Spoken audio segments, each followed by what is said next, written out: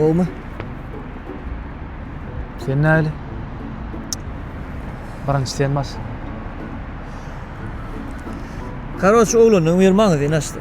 Ay bottur. O reklam edip berdiydi. Ni değerleşen, ni näme satyan, ni aytpalla. Etmerkenin.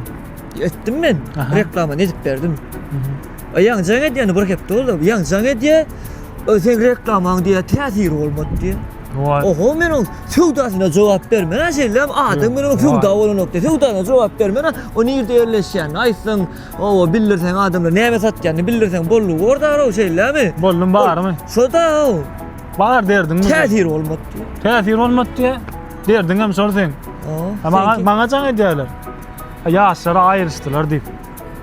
Yaşlar ayrıştı. Bir hepde bunun toyu valla. Toyunu men tamada olma. Sen tamada mı? Tamada olup şu yaşlar bağıttı vursun deyip köprek deydin de. Tesir olmadı diye.